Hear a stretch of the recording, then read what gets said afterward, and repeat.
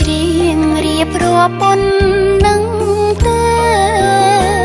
ទាំងខ្ញុំទាំងគេពេលខ្លះភ្លេងកិនតជុំបិណ្ឌឆ្នាំនេះត្រូវខ្វល់អ្វីភ្លេចកិនដល់ត្រូវកាយកុំហង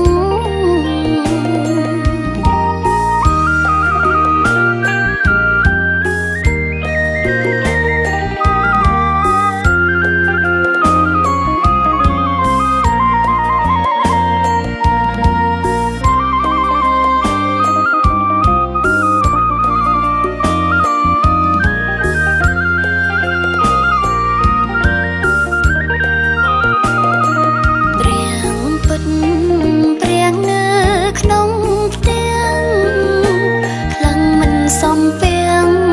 អៀនដៃកូនឡងតែបើសំពេងអ្នកផងលើកដៃមិនឆ្កងគ្មានរអាចិត្តខ្លាំងធ្វើបន់ទៅតែវត្ត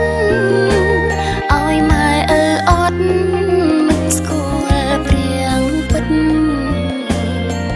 ម៉ែព្រះមានជីវិតតែខ្លាំងភ្លេចកិត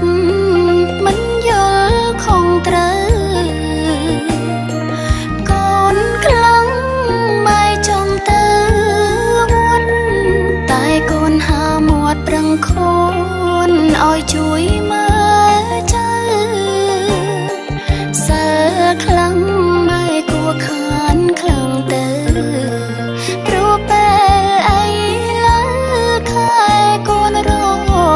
វល់ខ្ញុំច្រៀងរៀបរាប់ពន់